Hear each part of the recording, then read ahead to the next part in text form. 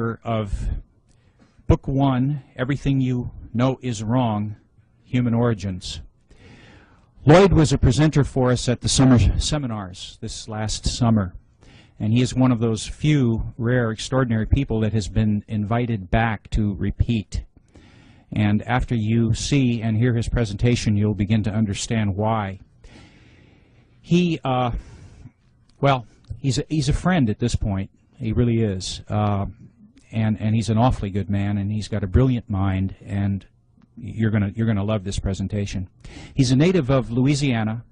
He is a graduate of Tulane University. He has a BS in psychology. He's been a writer for over 25 years, and he's been a thinker for a lot longer than that. Ladies and gentlemen, Lloyd Pye. Thank you, Bob. Appreciate that very much. For those of you that have seen this movie before, you're going to notice that the front end of it is going to be missing. I'm not going to do the part about Darwinism because I'm going to add some material at the end that I didn't have at the last time, and I think you'll find it interesting. So what we're going to do is just start right in with the human origins, in as much as the book is about human origins, and we'll go from there. All right, can we have the first slide? All right, everybody just take a minute and look at this.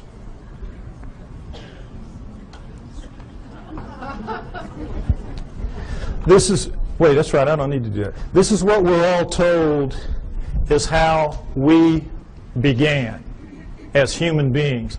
That we came out of the primordial sludge and step by step evolved into what we are today. Everything in that chain up to us is eat, survive, reproduce. We are, what's it all about? We have that incredible ability to say and think, what's it all about? How'd that happen? That's what this is going to be about. What we're told is, of course, that we're a natural flow of things, and that with this guy right here, we share a common bond that begins between 8 and 5 million years ago. 8 and 5 million years ago. Reason being, we know that we have upright walking primates of some kind or other at around 4 million years ago. So they just jack it back and figure if we're upright walking at 4, we probably split from a common ancestor with the down on all 4 apes between 8 and 5 million years ago. We know we were upright walking at 4 because we have proof of it at 3.5. Next slide, please. These are the famous Laetoli tracts of Tanzania, Africa, discovered by Mary Leakey and her team in 1978. And here you see what they are. We're in solidified ash. We have a large pair here, smaller pair here. We assume it was a couple moving along. And we see the track here in a blow-up is not quite human. It's different in several ways, but it's human enough to make it very clear that we have upright walking bipedal creatures 3.5 million years ago, no doubt, measured by ashfall, which is very accurate. So that's why we jack it back. If we were this upright at 3.5, we had to be upright at around 4, and that's where you get your dates of 5 to 8 million years ago, the split from the common ancestor. All right, now, next slide, please. Here's the depiction of how this happened. The nearby volcano laid out a layer of ash. The creatures go walking along, leaving their tracks. Then another layer of ash comes, seals the layer, and then 3.5 million years later, a rivulet comes through here, cuts through, exposes one of the tracks. One of Mary Leakey's team sees it, and then they peel back the layers until they expose the whole thing. Miracle piled on miracle. It's just amazing, an amazing discovery. Now, the reason I show you this is I want you to notice that all pre-humans that you will see in the books, and go back and you can check, they will show you a head that looks like this one pretty much, grossly primate in its characteristics rather, because that's what the skulls of all pre-humans look like. But then they'll always stick these human bodies underneath those heads. And this is a subtle brainwashing that is performed on all of us to make us think that these are, in fact, pre-humans, because that's what they're called. That's what anthropologists call them, pre-humans. Now, you can't pretend that those heads are in any way human, so they don't, but they leave the body parts looking, amazingly human. You have the hands coming down mid-thigh, and you know, I hate to say it, but God, this looks a lot like my body right there.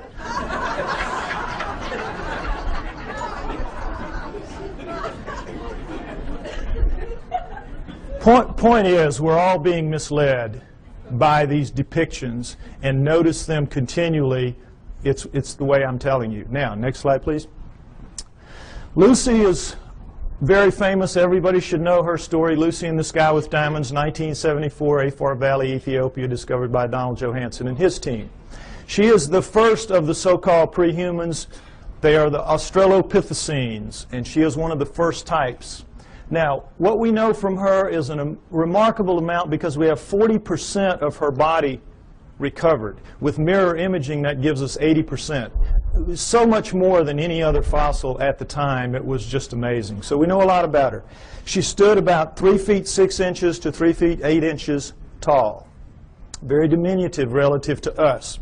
But her bones, all of her bones, are much more robust than ours. Her upper arm bone here, for example, which is much longer than ours would be if it was a human that size. This arm bone, it would end about right here. Also, it would be about that thick. So we can see she's much more robust than we are in all of her dimensions. She has the head of a chimpanzee, which we cannot tell from her skull, as you can see, but from others like her. Head of a chimpanzee. But we do know that she walks upright because we have her hip joint and her pelvis, and we have her, particularly her knee joint, all of which are amazingly human. So we know she walked upright, no question about it. She was an upright walking creature. Just didn't have bones that looked anything like ours, or a head for that matter. Now, one other thing I want to point out about this is the people that are paid to go out and find these fossils, these pre-human fossils, are paid to find pre-human fossils. So what they do is they fudge it every way they can to make them look human, and they always have problems with the arms. Because all the arms of the pre-humans are too long from here to here, from shoulder to elbow relative to us. So if you'll notice, what they did is they fudged this way up beyond where it ought to be to get this up here, so they could get the fingertip down around mid-thigh, when in reality it belongs down around here. Keep these little tricks in mind. This is all part of the subtle brainwashing campaign that is waged against you to make you believe that they're telling it to you straight about how this all happened. Okay, next slide. All right, as I said, these are the first 4 of the Australopithecines, and Lucy is one of the first kind, Australopithecus afarensis. We have Africanus, we have Robustus, we have Boise. All right, we have basically a pair of upright walking chimpanzees, upright walking gorillas. You can see that, length of face, width of face, and sagittal crest, which modern gorillas have. It's that ridge of bone where their muscles attach to the tops of their heads. So from 4 million years ago to approximately 2 million years ago, we have a pair of upright walking chimps, a pair of upright walking gorillas, and that's it. Okay? Now, at 2 million years ago, we have a transformation. We are told it is a transition, that somehow the Australopithecines segued into the next creature, which is Homo. Homo meaning man. You will see they are indeed more man-like than are the Australopithecines, which are clearly primates, upright walking primates. So, we have this changeover from Australopithecines to Homos. We're told that it is a transition. It is a transformation, as you will see with this slide. Next slide, please. Okay, here we go. Australopithecine, early Homo. Notice, if you will, this is not a transition. This would require 20 or 30 gradual changes to get in from this to this. It is an overnight change. It is just sudden. Boom. The Homos are here. I don't mean that like it sounds. Okay, next slide. All right, the Homos are here. Here we go. The Homo habilis, Homo erectus, Homo archaic, Homo neanderthal, and then Cro-Magnon, Homo sapiens, us. Notice Neanderthal man going back and through the Australopithecines don't look anything like us. Nothing. Here we sit right here, another transition. Now remember, we had 4 million years, Australopithecines, approximately 2 million years. There's some overlap in here. And then here, 120,000 years ago only, boom, here we are. Suddenly, overnight, looking nothing like anything that has come before. The bones of all of these creatures are much thicker than ours, just like Lucy's were. And in every way, the shapes are dissimilar. They do not have, it's hard to tell looking straight on, but they have no foreheads. Their foreheads go straight back off their huge brow ridges, neither of which we have. We have nice forehead here. We have no brow ridges. Huge, round, nocturnal vision eyes. So did the Australopithecines. These are primate eyes. Primates have this kind of eye. Huge, wide nasal passages indicating a big flat nose spread across the face. We've got our little uplift of bone sticking our nose off our face. We have rectangular, small, reduced eye sockets, very poor night vision. A dramatic change has occurred. The upper jaw sticks off the face. Ours squished in. Nothing like us. Next slide, please. Profiles show the degree of change is startling. Prognathous mouth, no chin. Prognathous mouth even more so. No chin, and then suddenly flat mouth, nice chin. Look at the change through here. Australopithecine, Homo erectus, Cro-Magnon. This is as big a leap from here to here as from here to here in anatomical terms. A light year. A light year. This is not a transition. These are transformations, despite what you are told by anthropologists. Next slide, please. Now, am I making it sound my way just because the heads go that way? No. Let's look at a whole body. This is a Homo erectus called the Lake Turkana boy. Homo erectus, Lake Turkana boy. Now, notice, if you will, this guy's about 12 years old. His molars have not erupted yet. He already stands 5'8". He's going to grow to 6'6", maybe 7 feet in adulthood. We don't know how they grew.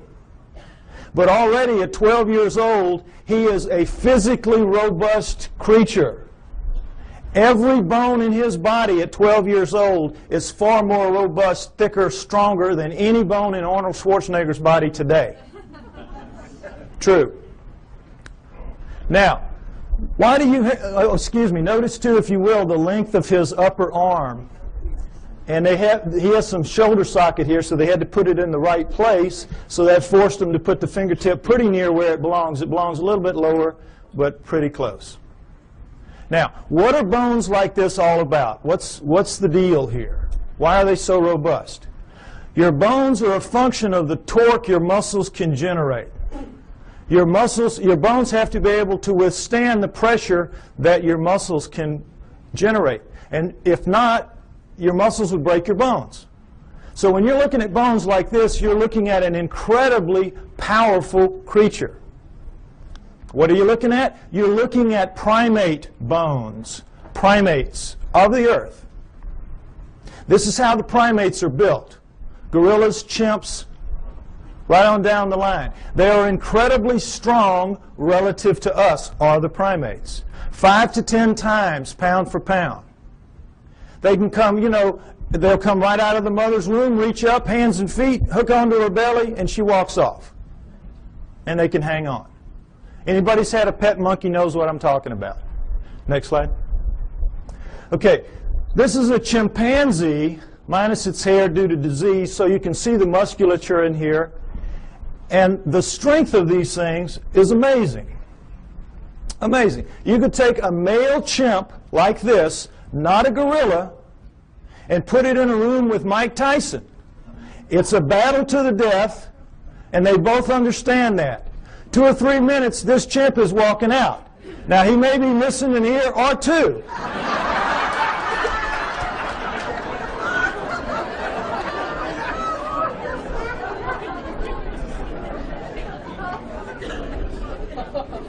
But the chimp is walking out. The chimp can tear him limb from limb, literally, apart. Understand that. Primate strength is nothing at all like human strength. Next slide. Same thing for Neanderthals, our supposedly closest nearest kin until just recently. Neanderthal fingertip bone, human fingertip bone. Segment of Neanderthal thigh bone, human thigh bone. Look at the difference. Not even close. This is quarters to dimes, shovel handles to broomsticks. No comparison. Our supposed, and we used to be told absolutely, they insisted, they swore. We came directly from those guys. Even looking at this kind of evidence, that is what they insisted. Why? Because they have to explain it in terrestrial terms. Understand that science is hamstrung. They've painted themselves into a corner. They have to explain everything in terrestrial terms. They do not allow for outside intervention, whether that outside intervention is extraterrestrial or divine. And so they have to come up with explanations like this to suit the data, which doesn't at all support their conclusions. Okay, next slide.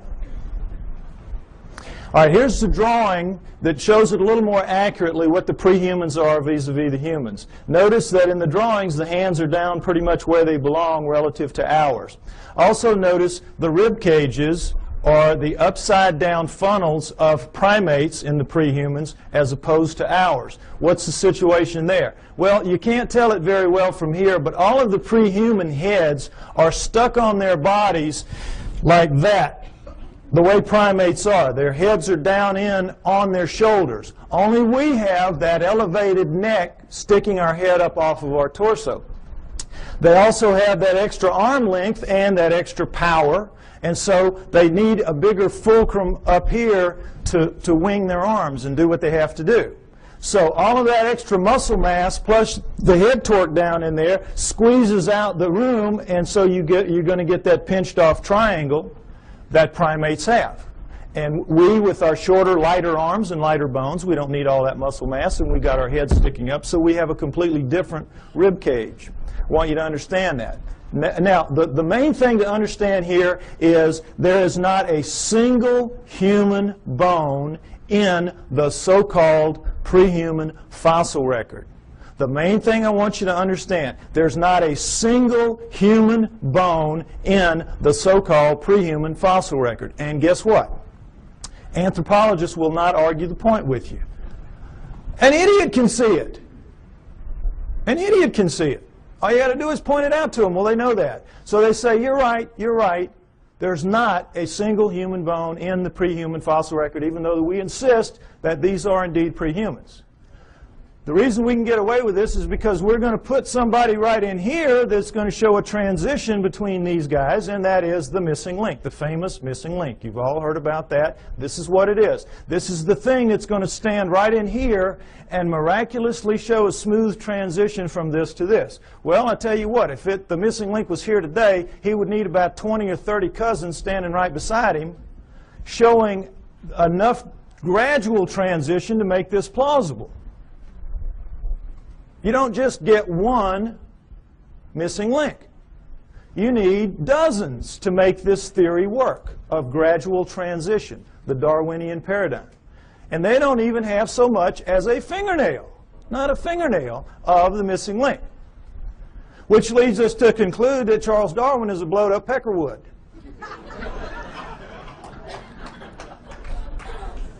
However, they will not concede that fingernail that's missing in that direction. Darwin's still intact, everything's still okay. Missing link's going to show up. It's been 140 years, not yet, but he will show up. Okay, next slide. All right, the throat thing, I want you to get that clear in your mind. Notice, if you will, this is a standard primate throat, and of course this is our throat. A complete redesign, complete. Not least of which is the fact that they can breathe and eat and swallow and drink at the same time and not choke. We, of course, you know what happens when we do. The peas come out of our nose when we start coughing. Okay, so the point is that primates with this kind of throat can make tremendous amounts of noise. Anybody's been to a monkey house or, you know, at the zoo, you know what I'm talking about. Hoops, hollers, screams, howls.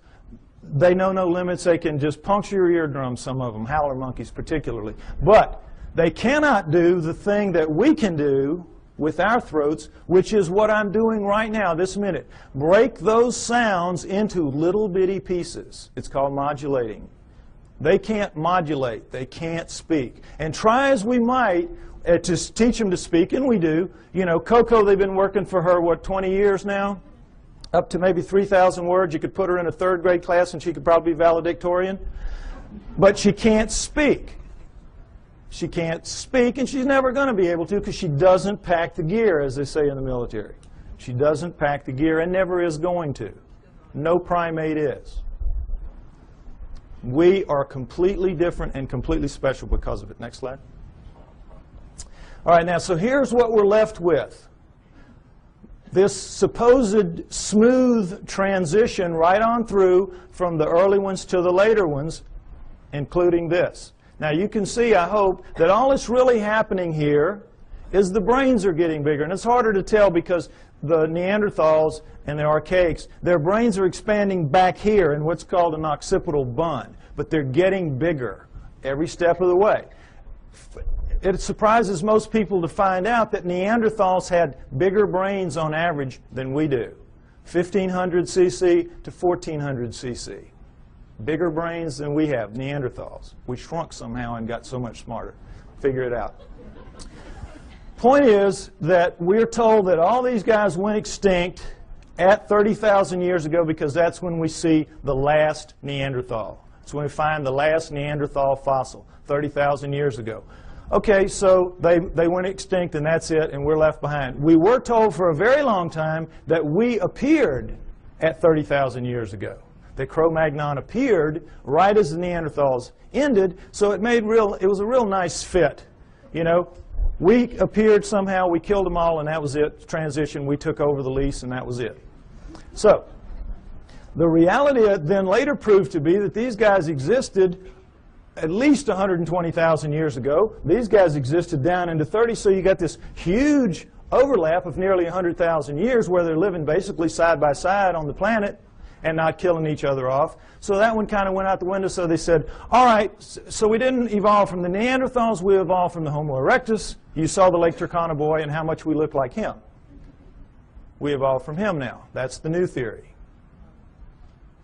Okay, you can see the problem. Now, did this really happen? Did they all go extinct? Well, why would they go extinct? No natural predators. Meanest dudes in the valley. They can take a lion on head to head and tear it apart. That's how strong they are, and that's how big they were. So what would make them extinct? Could we do that? Yes, we could. We are vicious little buggers. We are smart. We hunt in packs. We are pack animals. We're hyenas. We're two-legged hyenas. And we have a savage territorial imperative. Together, we could kill any of them. One-on-one, they just pop our heads off like a pimple. Understand that. So, given that, what if what we did was instead of driving them to extinction, we just drove them where they don't make fossils anymore? What if that happened? Is that a plausible scenario? Let's take a look at it. All right, let's look at the Earth first, where these guys will live in. The Earth is divided into ecological niches. Ecological niches. You have the prairies, the savannas, the grasslands, the lightly wooded areas, primo niches. That's where everybody like us would like to live. You know, it's comfortable. The not so nice niches are the heavy, deep, dense forests, jungles, swamps, bad places like that, where we kind of live on the edges, but we don't really live in the heart of darkness. We think we do, but we don't. So, what if these guys lived in the primo niches, which they did because they were leaving fossils? And guess what? You leave fossils in the primo niches, in the prairies, savannas, grasslands, lightly wooded areas. Why? Because it's very unique that a fossil gets formed of this kind, because you have to die in very specific circumstances. You have to get caught in a flash flood so that your body is washed away, covered up by mud, so predators can't get you. Your flesh rots off, the minerals leach into your bones, and you become stone and you become a fossil. Or you get killed at the water hole. One day you're really tired, you're really hot, you're not paying attention, you go down to drink, the lion jumps on your back, kills you right there at the edge of the water hole, and then the wildebeest herd comes up behind him, run him off, stomp you down into the mud, and now same process. You're covered by mud, your flesh rots off, your bones are, the minerals leach into your bones, and you become a fossil, and that's it. And that's pretty much it. It's very hard to form a fossil otherwise. And so we see how miraculous that process is just to make them in the first place, and then millions of years later it washes up, or whenever it washes up, and somebody sees it that knows what it is and can recognize it and can save it. It's miracle stacked on miracle. That's why they're so few and they're so rare and they're so precious, because of that. Now, understand this, that in the deep woods and jungles of the world, they don't make fossils. Doesn't happen. You get your water out of the environment. You don't have a water hole. You get out of your food and things like that. It will surprise you to know that there is not, to this day, a single solitary fossilized bone of a chimpanzee in the world that we know about. They just don't make fossils. So, instead of them all going extinct, why don't we just postulate that they lived in the primo niches? This guy arrived sometime prior to 120,000 years ago when he starts leaving fossils. And he issues an eviction notice to all of these. Get out of town. We're here. We're taking over. And they do. And there'll be some skirmishes. They'll kill a few of them. And these guys, you know, they're not that stupid. They'll figure it out. These guys are bad news. We got to move. And because they're adapted to the planet, we've seen the millions of years they're here. They're adapted to this place. They can go pretty much anywhere they want to, and so they do. They just walk until we don't chase them anymore, and that's into the deep woods and the jungles of the world. And if that scenario is true, and I postulate that it is, then it would explain the hundreds and thousands of stories that we have from around the world of what? Upright walking, hair-covered creatures living in the deep forests and jungles of the world, every continent except Antarctica. The hominoids. It explains the hominoids. You with me? Okay, next slide. Let's take a look at a hominoid. Here we go.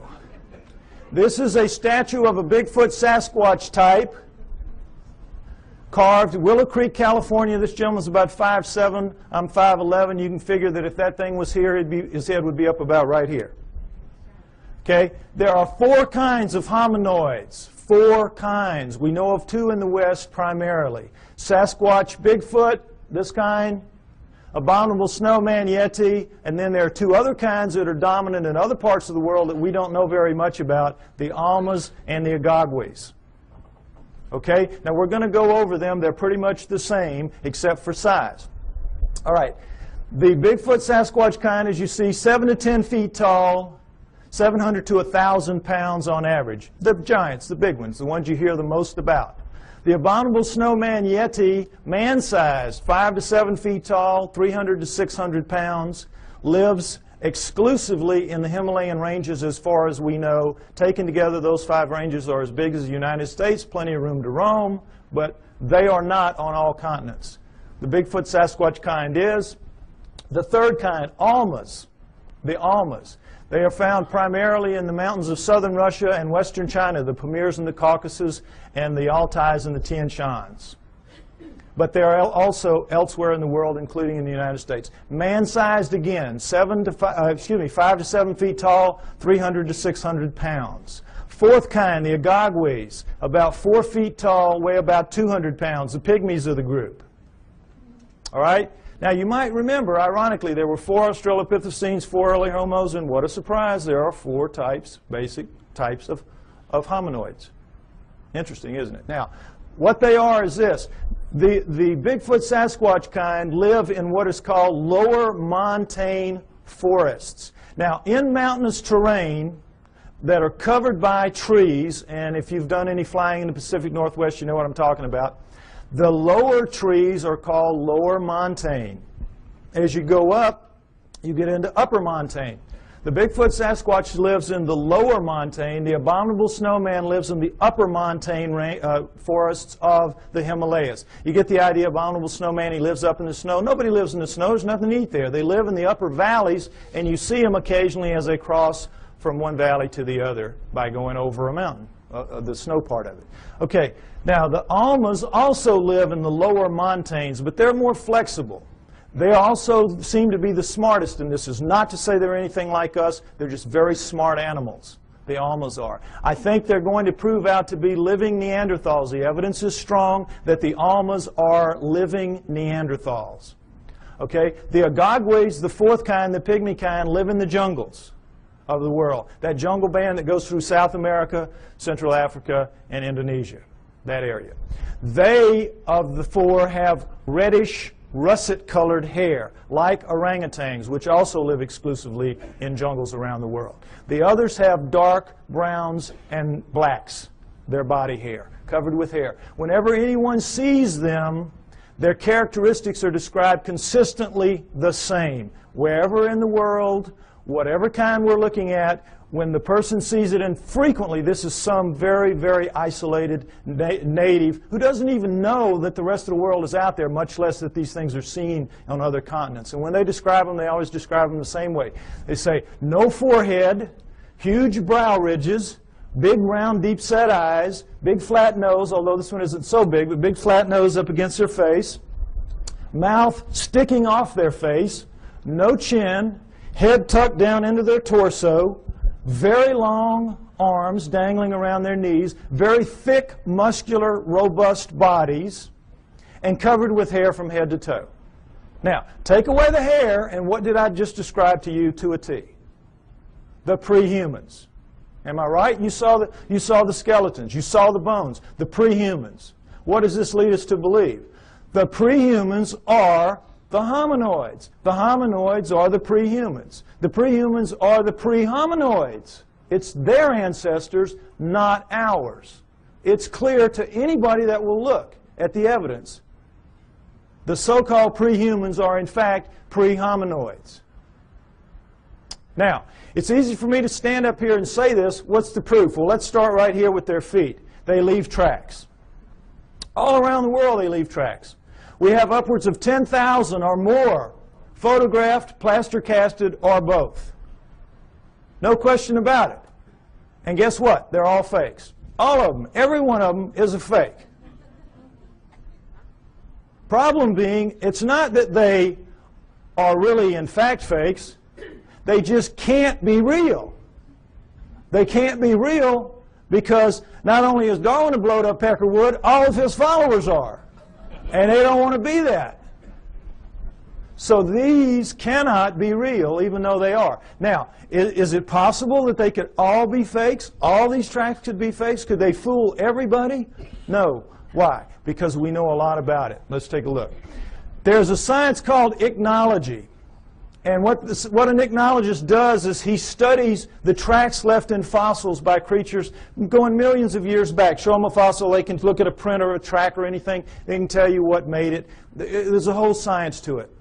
If you go back into prehistory, all of our primitive tribes, the one thing you had to pass on to your children was how to read the tracks in the area and know what they were, so that they could feed their family out of the environment and so they could keep from feeding some wild animal's family. Very important. If you took everything we knew about, remember Tonto and those Indians, boy, they could just smell a track and tell you 20 things about what made it. We know about tracks. And this is two of the basic things we know. That when any living fleshy foot, like a human foot or a hominoid foot or even a camel pad, it doesn't matter, makes a track, puts a track down, the subtle interaction of bones in the foot, in our case it's 26 bones, 33 joints, dozens of muscles, ligaments, and tendons, makes a very subtle movement and lays it down in a very specific way from the midline out.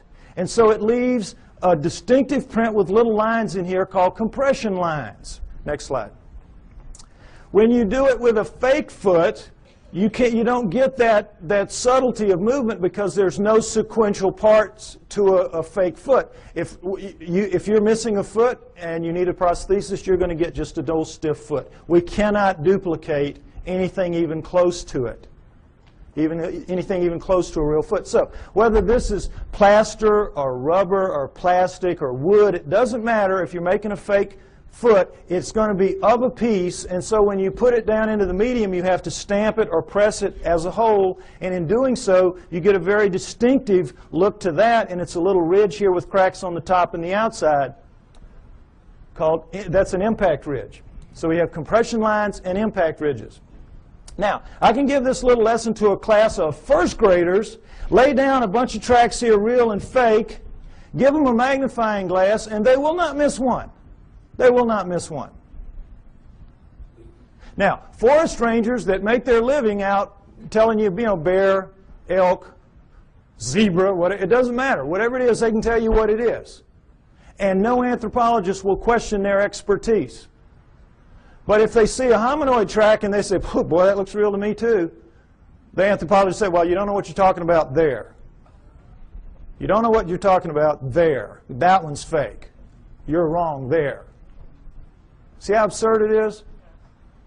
And for the most part, you believe it because you don't expect them to lie to you. You don't expect them to have an agenda that they're maintaining. But they do, and keep it in mind. Okay, next slide. All right, this is the way a human foot works. Looks and works. This is, of course, a good foot, not a flat foot. This is a typical human foot with an arch. When we come down on our heel, we have to swing our momentum around the arch, then cut it over into the ball, which will regenerate some of the lost momentum, and then we come out thrusting off of our big toe. That's how we walk. Our smaller toes pull up and act as balancers.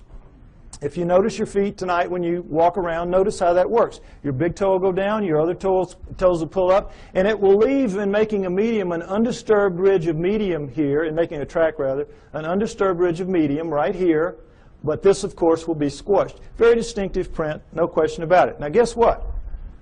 We walk badly, badly. When you do time and motion studies of us walking, we're keeling around as we're swinging our momentum through our feet. We're locking our knees. We're basically throwing ourselves through our hips. That's why our joints wear out as we age.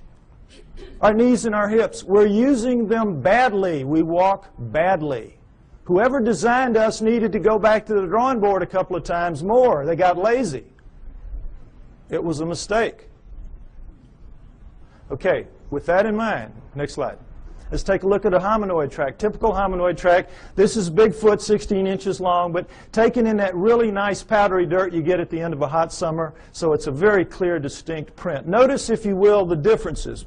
We have a midline about right here, ankle shifted very far forward, heel extended back here and very much widened, forefoot shortened very much and widened, all 5 toes looking about the same shape, ironically, square, and all 5 toes acting as balancers because you have medium all the way through here. So you're getting the forefoot thrust coming out completely of the ball area, which is dented in, and it's like a 2-part motion, sort of. So they have a completely different foot. It's a completely redesigned foot. Why? Completely redesigned creature. Much bulkier, much heavier, much denser, much more robust. So you need a different kind of foot. No arch is going to support that kind of weight, so you have no arch. Now, the funny thing about most real, quote, fake tracks is that the local yokels who make them make big human footprints and go out stamping those around. So, you know, immediately, they don't even have sense enough to know you got to do it, make a completely different foot. But the main thing to notice here is, remember, in our motion, we walk here, we go here, we do this, and we're very awkward. Look at the line of thrust here. Straight shot. What does this tell us? He walks right. He does it better than us. He does it the way it's supposed to be done. He or she does it the way it's supposed to be done. Isn't that interesting? Next slide. Okay, this is something else that the best hominoid tracks have. Dermal ridges. Now, it's kind of hard to see, but dermal ridges are your fingerprints on your feet. Fingerprints on your feet. This is why they take a baby's footprint when it's born. Finger's too small to deal with, just stick its foot on. Same thing. Individual, unique. Dermal ridges. And there you... Oh, I think my battery's running out. Oh, no. No, when I put it down here, it goes out. I may need a replacement part here if anybody's got one. Yeah, I know, but I think it's just because I shook the battery a little bit.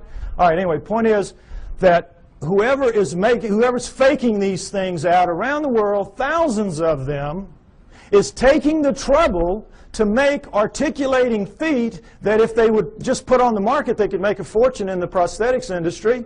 And then they're taking the trouble to incise dermal ridges when lasers would have a hard time doing this. I mean, criminals, if this was easy to do, criminals would get their fingerprints fixed, would they not? Instead of cutting them off. Lasers really couldn't do this kind of work, I don't believe. Oh, okay. Okay. Thank you. No, I got it. I'm going to go with this one for now. Okay. So, you with me? It's a conspiracy to end all conspiracies, this making the hominoid track conspiracies. And what I'm trying to get you to see is that is in fact absurdity piled on absurdity that they're asking you to believe. And again, for the most part, you do believe that. Most people who came in here today probably believed everything that the tabloids have to say about the hominoids. Problem being, if the hominoids are real, what does it mean? We are off the flowchart of natural life on Earth, and they don't want that to happen. Neither science nor religion. So in this instance, they hold hands and walk down the path together. Okay, next slide. All right, check this again. Comparison, Bigfoot track, plaster cast, human foot, just to get this in shape in your mind again. Next slide. All right, another pair of hominoid tracks, as you can see. These are so grungy looking on the soles because they were taken out of clay as opposed to dirt, as you saw earlier. But in every other way, they're hominoid tracks, are they not? We found, they're found together, so we assume it's a male and a female, like the two that we saw walking along at the Laetoli tracks. Right? Would everybody agree? This is as hominoid as it gets, right? Wrong! Guess what these are? Neanderthals. These are Neanderthal tracks, absolutely and without doubt. Toriano, Italy, a cave 30,000 years ago. Neanderthal artifacts all over the place. Neanderthals. Bona fide. Now, what does this tell us? It tells us that the Neanderthals, for sure, are hominoids because they got hominoid feet stuck on them. Plus, they got hominoid heads stuck, as you saw from the skulls. Furthermore, we can assume, I think, fairly, that every one of the ones we saw earlier, all the way back to Lucy, 4 million years worth, had feet just like this and were, in fact, hominoids. The track you saw at Laetoli, remember the one down in the corner? It looked a heck of a lot like that, didn't it? The hominoids are the prehumans. That's the point I keep trying to make. Now, I'm extrapolating a little bit here. I'm taking a little risk because we don't have the feet nor the prints of any other prehuman. We just have to go with logic. But guess what we do have? We do have the feet of Neanderthals. Next slide. Here we go. Neanderthal foot, human foot, Neanderthal. Can everybody see this down at the bottom? I'm sorry, it's kind of low. Take a look so you can see. Stand up if you have to, be like a football game. All right, here's the deal. Notice there's no comparison. Look at the heel bone of the Neanderthal relative to our little nub of the heel bone. Look where our ankle base joint is as opposed to this huge. This is it. This is bone here. This is our little base joint compared to this giant base joint here and the squeeze forward of it. Notice, if you will, the great foreshortening of the forefoot and the widening of it relative to ours. Look at the skew. You can see the skew in the foot. See how squared up and solid that is, like a rock. Look how much our big toe dominates our little four toes and how much these are much the same. This thing is built for balance, for solidity, for stability. We got a crummy foot, folks. Crummy foot and a crummy walk. We ought to complain to the boss about this. You can see why this thing walks so smoothly. It's just kabloom, boy. It's just perfect for maintaining balance and stability, carrying all that heavy bulk and weight. Good design, bad design. Next slide. Okay, if I'm right, they're out there, all these places. Where are they? All right, let's take a look at the world. Take away the deserts. Take away the tundra, and what you're left with is arable land. Arable land. All right? This is where they live, in the black parts. The heavy, dense, deep forests and jungles of the world. This is where we live. The nice, cool, open areas. The pinks, the blues, and the purples. The primo niches. That's us. All right? Now, Broken down, that is 55% for us, 45% for them, moving toward 40% for them. As you know, we're cutting down forests like crazy. It used to be 55% for them, 45% for us, 500 years ago, approximately. Okay, so you look at this and you say, well, wait a minute, we're sitting right here in the desert. We live everywhere. No, we live in most of these environments, but we don't live, for the most part, up in these areas, in the Himalayas and here and in these jungles. If we live in the jungles, we live on the river. We don't live in the heart of darkness. When we have to live in the heart of darkness, what do? We cut it down. We'll cut roads through here, but we don't live in it, where we've got to hack our way through every day to go to school or to the store. Just isn't going to happen. We're not physically designed for that. Our skin won't take it. If we didn't have clothes and couldn't defeat the natural order of things, if you were to strip everybody in this room naked and put us out there to live like everybody else has to live, most of us would be dead in a few weeks from radiation poisoning. Those of us who have black skin would have a chance to make it to the equator, but couldn't stay and live in cold climates. We're not physically adapted to this planet. Understand that. Our skin does not let us go except in certain niches, the primo niches. So, understand too that we think we live in every one of the nooks and crannies out there. We are masters of all we survey. That's what we're told all the time. We're humans. We're masters of all we survey. We do not even survey all that we claim to be masters of. It will surprise you to know that of the United States alone, fully 25%, 1/4, has never once been foot surveyed, because it's just too hard to get in there and do the work. We survey from the air those areas. We do not go. We're not as tough as we think we are. Now, also understand that the hominoids are not just restricted to these areas. They move wherever there are forests. These are their real stomping grounds. But they go anywhere that there are forests. They use forests like highways because they are migratory animals. They migrate. They do not hibernate. They move with the seasons, and they use forests as their highways. As they live in the forests, they do a split shift with the bears. Bears work the day shift, they work the night shift. It is. It's how it works. Also understand that of the 5,000 quality sightings that we have in the United States and Canada, now I'm not talking just, skimpy ones. I'm talking good quality sightings, 5,000 in the last 50 years, half have been east of the Mississippi River. Every state has them, except possibly Nevada, maybe the mountains north. We have them in Louisiana, down in the swamps, the little one. It's called rougarou. When I was a little boy growing up, don't you get too far from the house, rougarou will get you. The little red man of the woods, the booger man, boogeyman. Excuse me, booger man, right. Slip of the tongue. Anyway, Florida has the skunk ape. New Jersey has the Jersey Devils. Arkansas, everywhere has them. I bet you every one of you have heard stories about this from your state. They're everywhere. And it's the same around the world. They share the planet with us. Okay, next slide. So, you say to me, well, okay, by George, we're humans. Why don't we just go out there and get one? Even so, we can do anything. Why don't we just mount up and go get one if there's so many of them out there? All right, panda is a perfect example of what the problem is. The panda was last century's hominoids.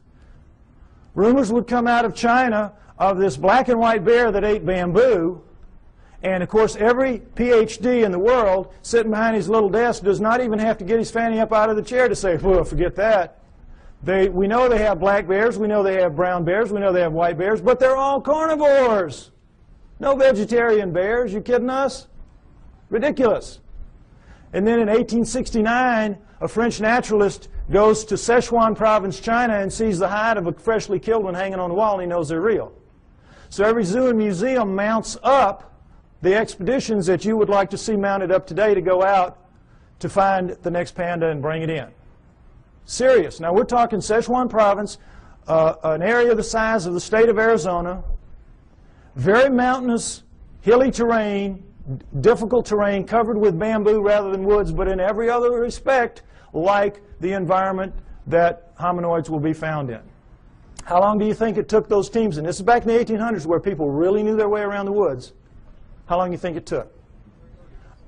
60 years. And quit giving away my punchlines. Don't do that anymore. 60 years. 60 years. Those of you who've seen the movie, do not give away the punchlines. Okay. Now, it sounds like a gross exaggeration, and it is. They only looked for about 30 years. This is where Ivy made the mistake. They only looked for about 30 years, and then they gave it up. And they said it has to be extinct now. And then 30 years later, Teddy Roosevelt's sons are out there doing some sport hunting, and they kill one. Okay? So then they mounted up again, knowing that it's for real now. And because they had learned so much in the interim, they began to get them. And over the next 20 years, they brought in 6. And we have the panda craze, that we have today. But even to this day, they're extremely difficult to go out into the wilds of Sichuan province, China, and bring in a wild panda. Now, what is the panda doing that makes it so difficult to get one?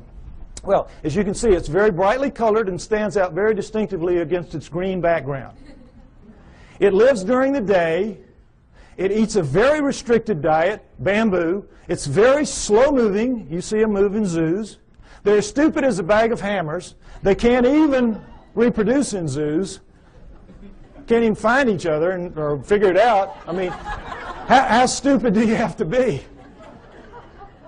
Anyway, the point is, they're not doing anything. They're living their lives, and the problem lies with us. We can't hack it in their world very easily. We think we're masters again of the world. We're not. We're not. And where they live is where the hominoids live. And the hominoids are bigger, faster, stronger, operate at night, eat anything in their world. They can hear better, see better, and I'm absolutely sure think better than we can.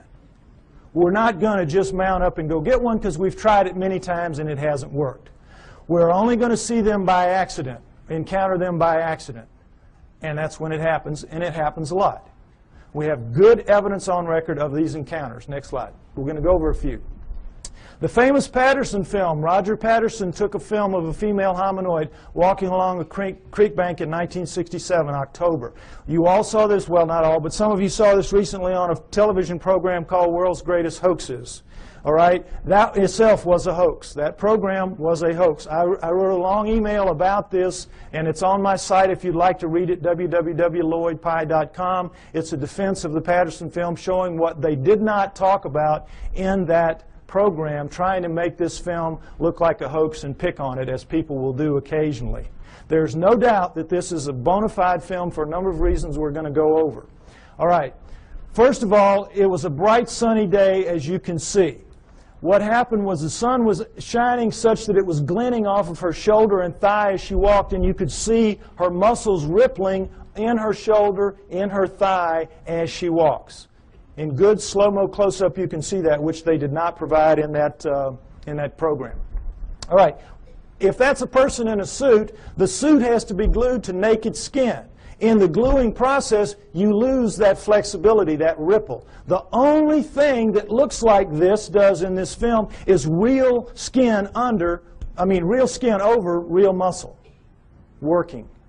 So we could stop right here. It's real just based on that. Right there. But we don't have to stop. The arm, if you've all seen her walk, she walks along like this. She drags her arm down around her knees where everybody says, the hominoids do. Why? The elbow articulates right here, which is much longer from shoulder to elbow than a human. If that's a human in a suit, impossible. You can't get an elbow bend at the same point. So we could stop right there. Solid proof that that's not a human being in a suit. But furthermore, Jerry Romney, the guy they said was in the suit, they stuck him with breasts. What would they do that for? Why go to the problem? Why go to the trouble? As she walks along and she turns back to face him, you see the breasts sway, and she takes a couple of steps, and you see that nice jiggle that we all know. If it's a person in a suit in 1967, it's going to be those early silicone jobs. Remember those? Absolutely real right there. Furthermore, she left tracks in the hard-packed sand of the creek bed. 1 inch deep. We have pictures, we have casts. That cast you saw earlier of the cast in the foot, that was her foot. No question, inch deep, walked a 200-pound man beside her not long after. He sank about 1/4 of an inch. So we know that as she stood there doing this, she weighed 600 to 800 pounds. Fake that. That's got to be a real lead-lined suit. 600 to 800 pounds as she walks. So we know that it was a legitimate film. Furthermore, as they pointed out in the program, with the fake films, they can never tell you where it happened and who did it, who took it, because they don't want that guy to be grilled and they don't want experts to go and measure one limb here and know how tall it really was. What Patterson did was he went right out fast as he could and begged every expert in the area that he could call, every anthropologist and zoo person, come out, bona fide sighting, please bring dogs. And you don't want to bring dogs because these things have a very powerful body odor that even tracking dogs will recoil from. If it's a person in a suit, it's like the suit's not even there. The dogs are after it. Patterson did, of course, no expert came. Needless to say, they never do. You can't get them to go because they know what will happen. A young man named Grover Krantz went out early in his career as an anthropologist, took a look at one, and he said, it looks real to me. And it's 30-some-odd years later, and I think he's still trying for tenure. They've made a tremendous example out of Grover Krantz for what happens to people who side with the enemy in this issue, which is a very volatile, very sensitive issue. Okay? So no experts would come, needless to say.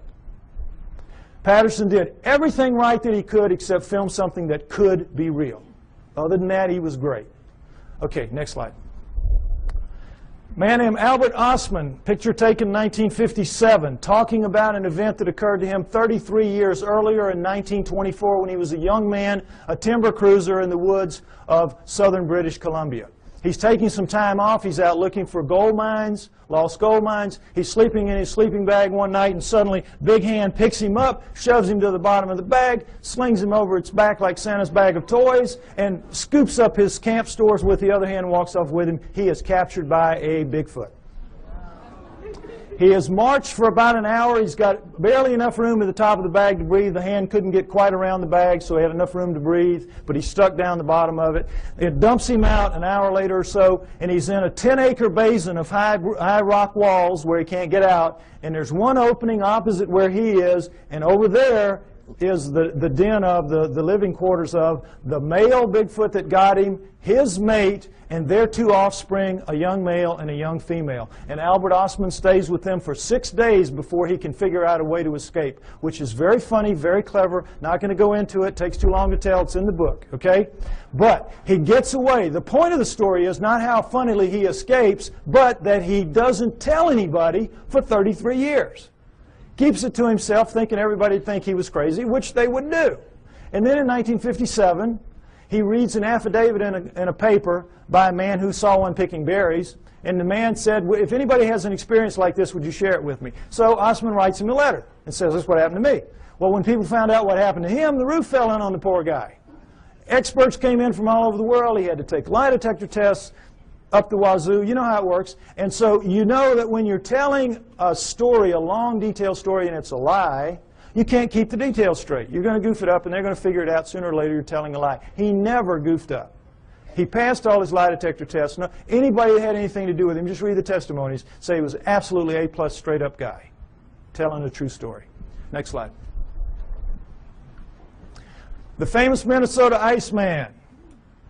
Ice Child is more like it. This was a juvenile Bigfoot killed by a man named Frank Hansen in the woods of northern Minnesota. Ironically, in 1967, the same year that Patterson filmed his Bigfoot 2,000 miles away.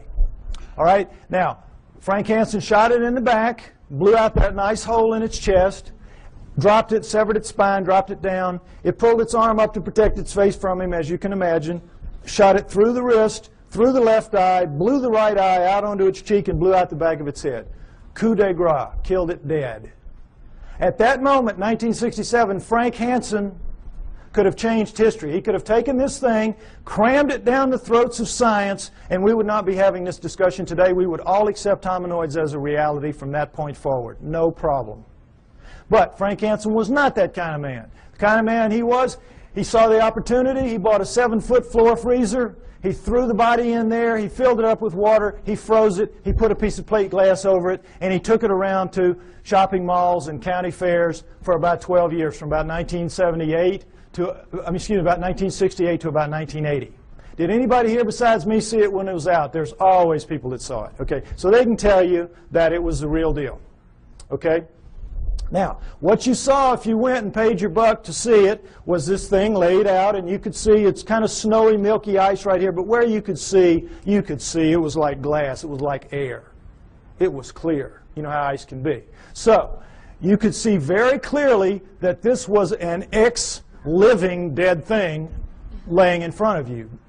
But don't take my word for it. Take the word of a man named Ivan Sanderson. When Frank Hansen was trying to get publicity for this, he allowed Ivan Sanderson, a true zoologist and a great cryptozoologist, to study this thing for 3 full days.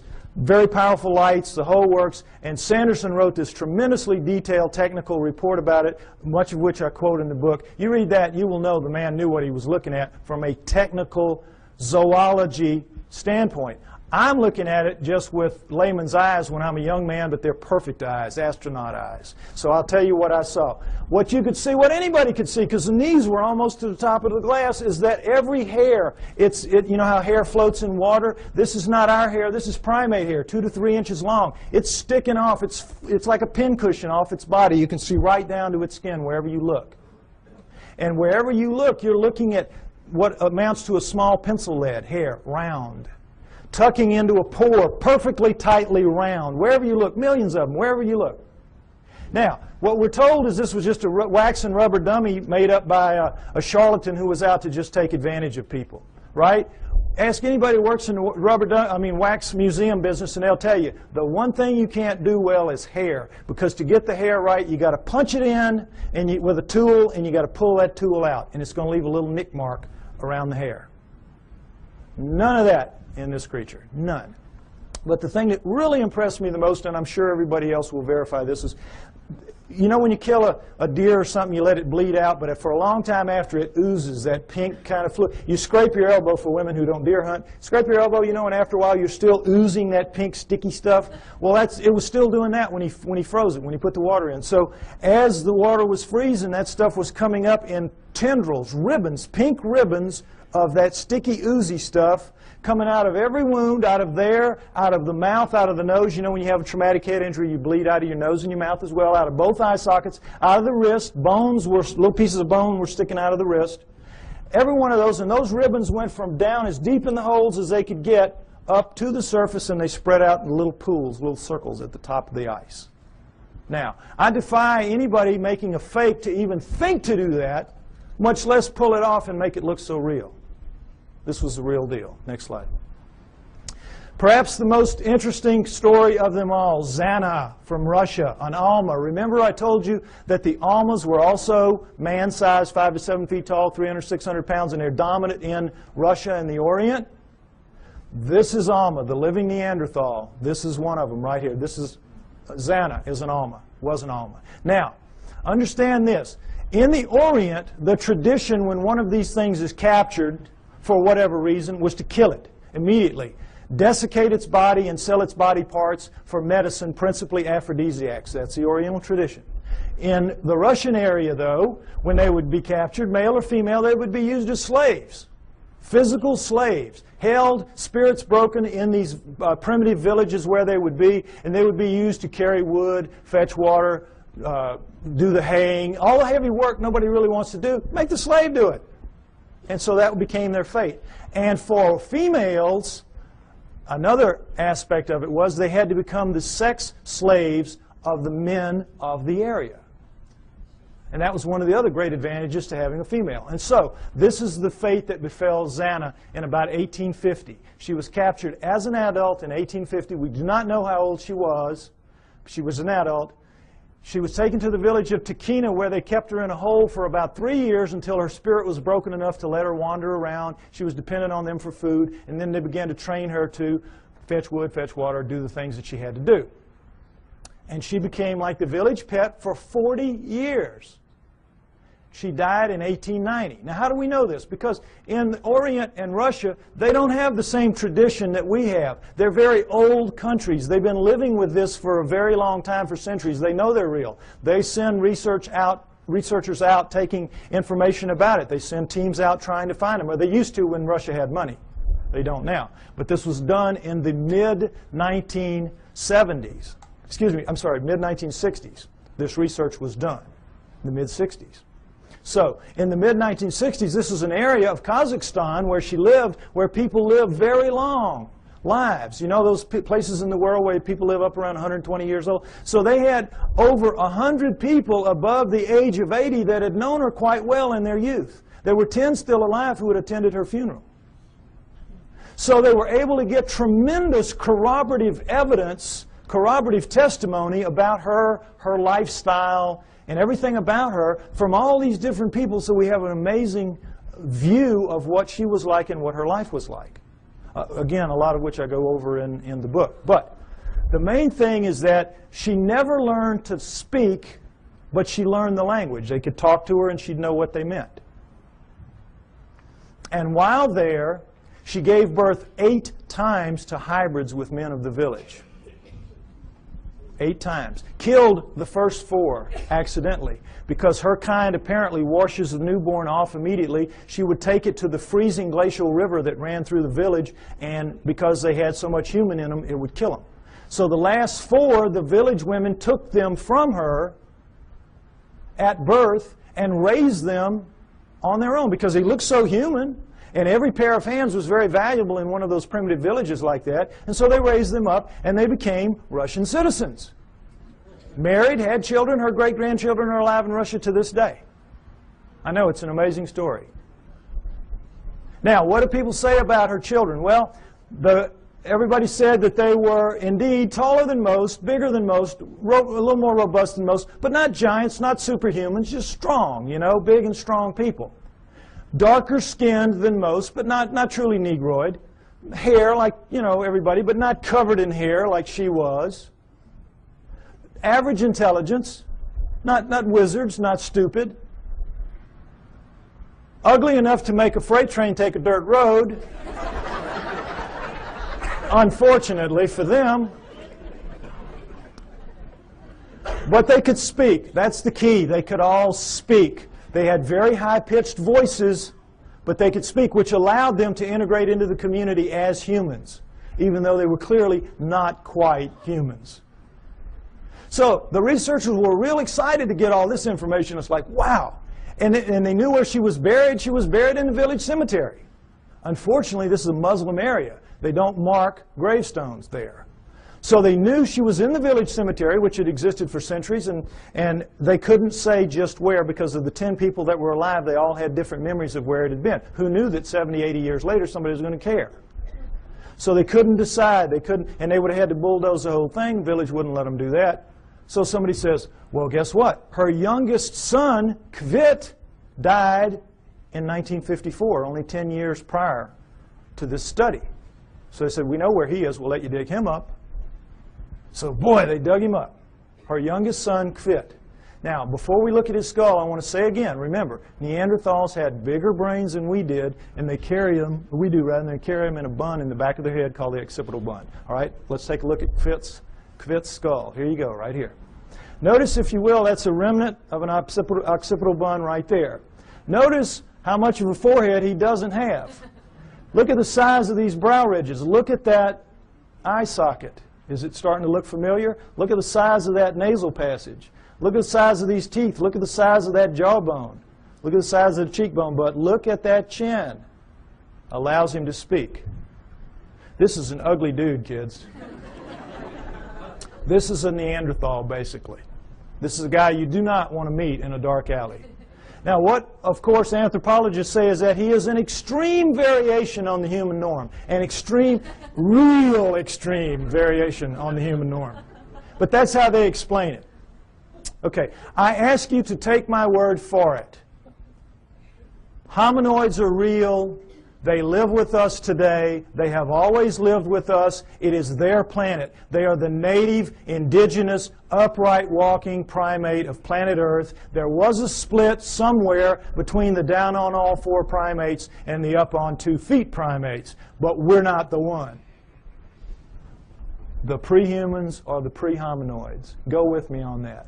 Now, if you do, what it means is, as I said earlier, we human beings do not have a place in the natural scheme of life on Earth. And that's a problem. So if we don't, where did we come from? Why and how did we start leaving fossils on the planet at only 120,000 years ago? All right?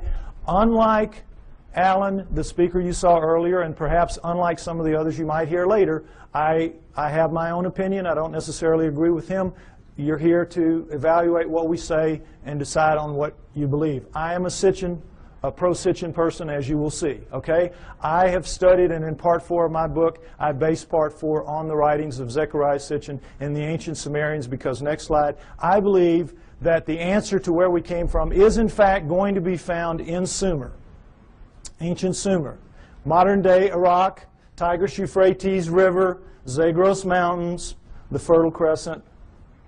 And the Sumerians are the first great culture that we know to come out of the Stone Age. At around 6,000 years ago, they appear full-blown, boop, everything.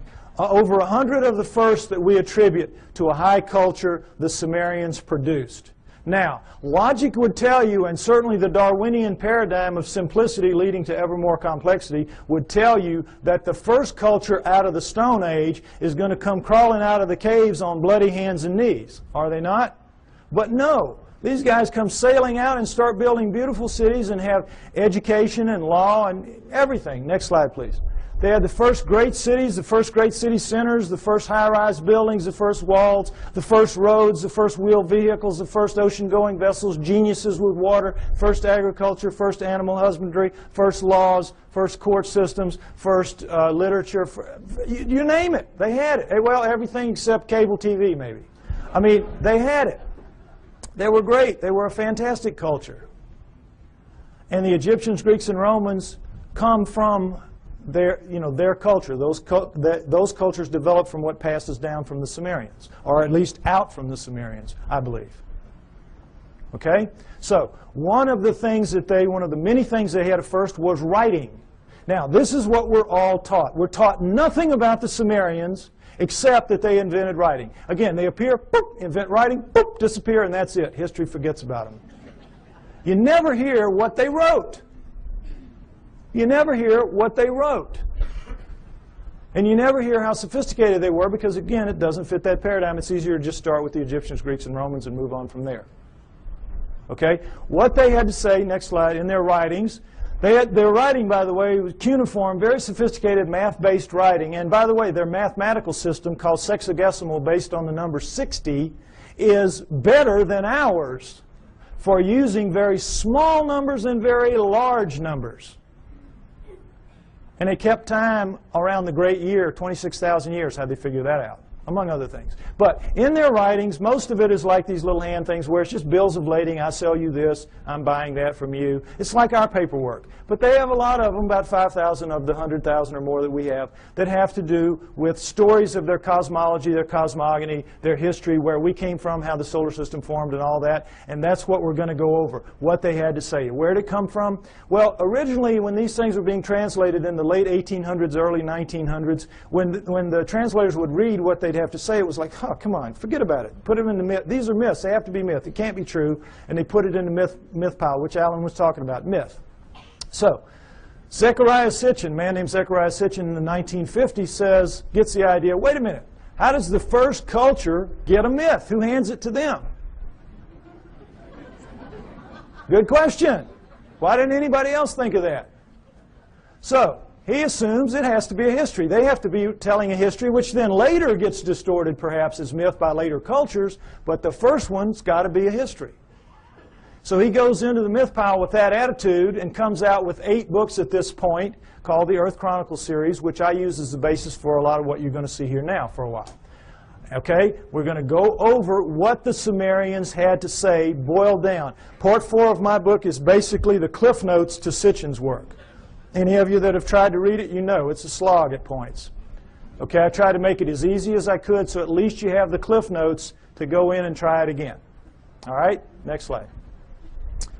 Here's what they say, that originally as the solar system was forming, there was the Sun, Mercury, Venus, Mars, and a big planet called Tiamat, right where the asteroid belt is now. And if you know about Bode's law, there's supposed to be planets at certain places of a certain size, and it all fits reasonably well except for the asteroid belt where there should be a planet, and there isn't. But there was Tiamat then, Jupiter, Saturn, Pluto as a moon of Saturn, Uranus, Neptune, and into that forming solar system at around 4 billion years ago, which we extrapolate and assume because all of them were still very plasmid, still very much lava-ish, able to pull moons out of themselves, and we know that the solar system formed at around 4.6 billion years ago, so at around 4 billion years ago would have been the time approximately when this would have happened.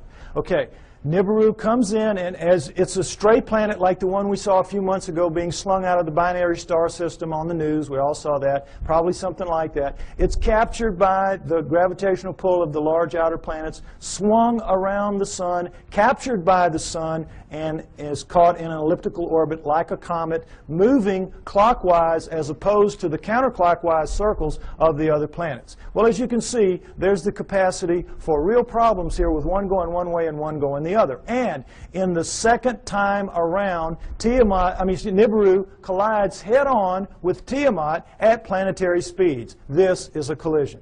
Okay? Next slide. This whole thing now is described in the great Sumerian epic of creation called the Enuma Elish, which is 6 tablets of action, 1 tablet of summation, which is taken to be by many people the basis for the 6 days of creation and the 1 day of rest.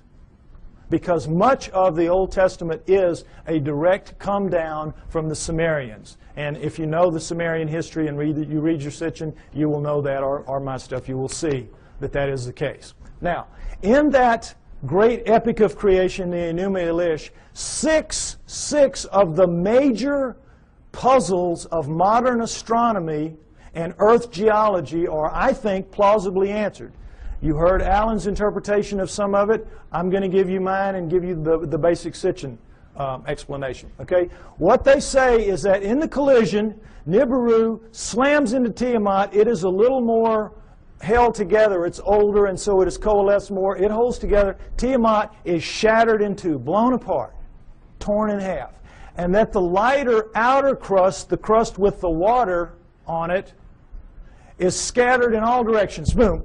Just an explosion, the lighter crust, and goes off with the water. Now, one of the great mysteries of modern-day astronomy is comets. Comets make no sense for this reason. They come from all over the place. In a linear universe, when, you know, the great ball of a primordial cloud of dust and gas swirling around flattens out into a pancake to make the solar system, that's the ecliptic.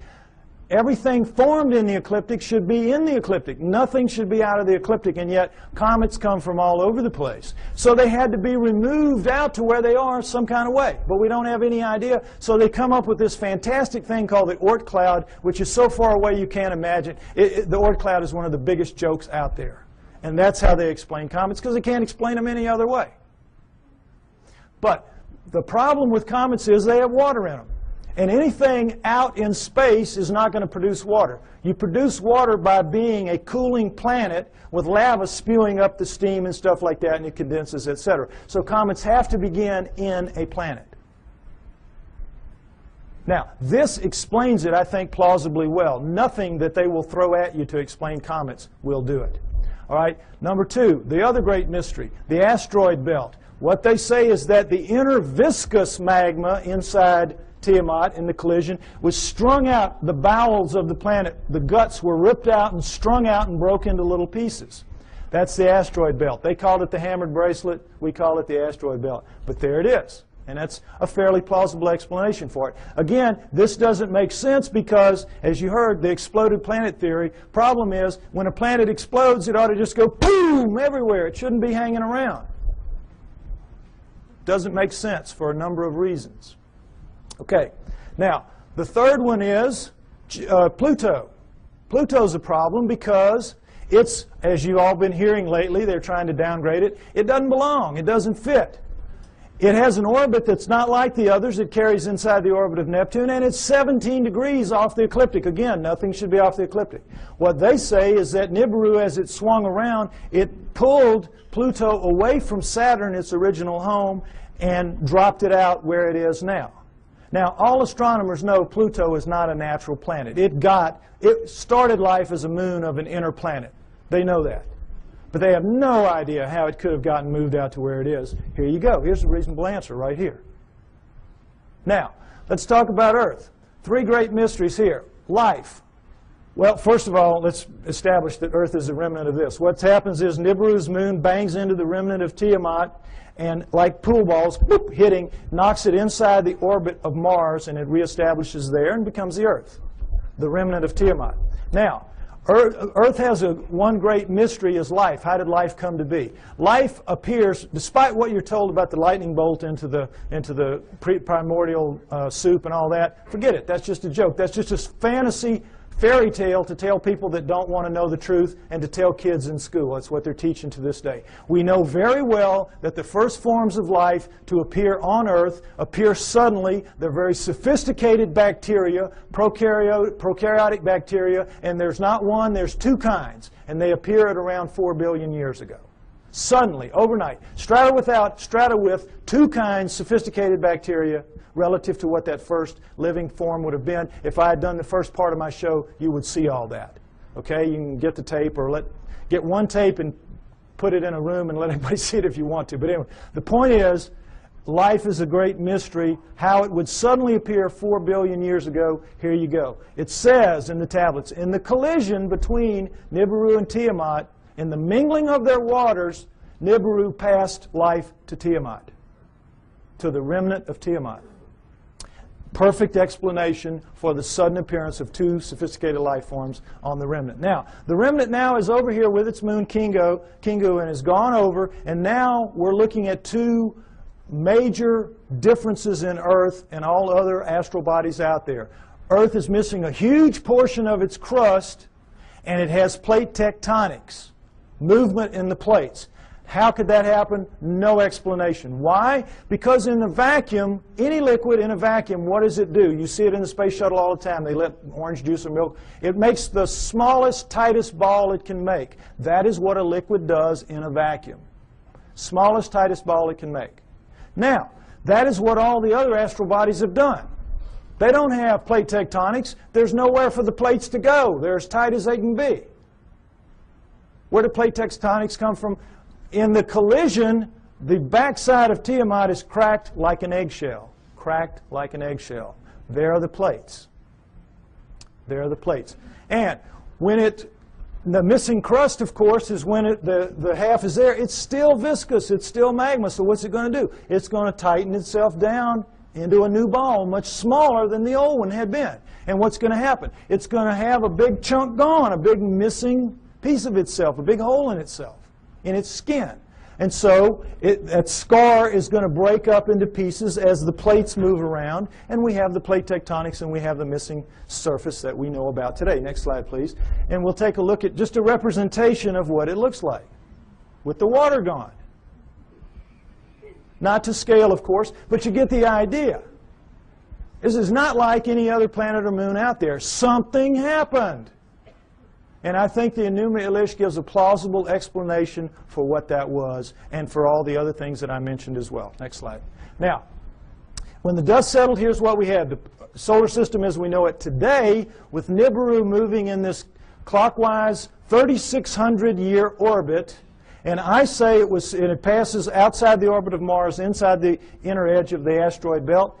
And the last time through, I think, was around 200 BC, which means it's just past aphelion out here, and it's going to be back around 3400 AD, about 1400 years. We don't have to worry about it if I'm right. You will get arguments about these dates. Some people use textual interpretations. I use the date of the ending of the Ice Age, which I believe was caused by Nibiru passing through and lifting the tides. You can read about why I think that in the book. And I use the dating of the ice cores and the tree rings of science. I try to make my work as scientifically based as I can because I expect someday to be able to go toe-to-toe with those guys, and I want to be able to do it on their turf in their terms. Okay? So, next slide. All right. This is some of the proof for that story that you've just heard, and it starts with cylinder seals. And I just want you to see what a cylinder seal is. There are about 5,000 of these that we have. They're with a printing press. It was just a thing they would roll out on the clay to leave little pictures like this. Now, when they had a story to tell, they told it in the tablets like you saw. But when they had an event that everybody would know the event, like I showed you that cartoon, and everybody here, we all knew in a very small space that was talking about millions of words and thousands of volumes about evolution. Am I right? We all knew. Well, they would all know this was the story of the time the gods or whoever gave the water to the water buffalo or whatever. The point is, notice the fine detail in the best of the cylinder seals, and then realize that these are basically 2 to 3 inches high. They're like big spools of thread. Made out of precious and semi-precious stone, carved in a circular format so that they roll out flat and three-dimensionally. Now, when asked how this was done, science says, well, they could only have bored little holes into the rock and then abraded them out like they, to the degree that they wanted. Well, the sand would be bigger than the holes you need to do this. Some of this work anyway. There's just no way. Lasers, this is not even an inch square here. Lasers would have a hard time doing this if they could do it. Nobody knows how they did this. They're just pulling one out of the hat on you. Okay, next slide. This is the one I want you to see. This is a much older one, much more worn, as you can see. 4,500 years, 4,500 years, 2,500 BC. It's called it's VA 243. It's in a museum in Berlin. It's well dated. And it's called the Granting of the Plow. This is a seated god. See him in his chair with a plow in his hand. And this is a standing god, and this is a human. How do we know they're gods? Because they have horns on their helmets.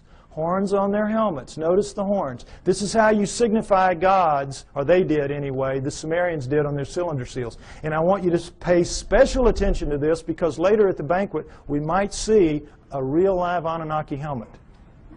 We might see that. Okay, now, normally they would put astronomical signs up here to indicate who the god was because not everybody would know. But in this one, obviously, everybody knew. And as you can see, this the human is carrying this kind of skunky old digging stick that the most primitive people have, even to this day. And this new wooden plow here, 4,500 years ago, we can go to Egypt today and see this very plow, and in many other third world countries still being used, this very plow. Okay, so no question it's the granting of the plow. But this is what makes this special right here. Let's see a blow up of that. What is this? Solar system, right. Sun, Mercury, Venus, Earth, in their relative sizes, mind you. Earth, Moon, think how small that is. What grain of sand dug that out? Mars, and then, what should be here? This should be the asteroid belt. This is Nibiru, folks. Nibiru. Jupiter, Saturn, Pluto as a moon of Saturn, Uranus, Neptune. Notice that it's only a little bit bigger than Uranus, Neptune. It's about 3 times bigger than Earth. Nibiru is a good-sized planet. Good-sized planet, according to this. Okay? Now, again, what proof do we have of any of this? Let's take some look. Let's take a look at this. All right. Here's a look at the solar system that you don't get to very often. And did it occur to any of you that we were looking at a cylinder seal carved at 4,500 years ago that had Uranus in it that we only discovered in 1781 when our telescopes got good enough to see it? It had Neptune when we discovered in 1846 when our telescopes got good enough to see it, and Pluto, which we discovered in 1930 when our mathematicians got good enough to tell our astronomers where to look for the thing because it was so small. What are the Sumerians doing knowing about that? Furthermore, what are they doing writing in one of their tablets that if you look at these two, Uranus and Neptune, in the heavens, meaning right out on them, they look like blue-green watery twins.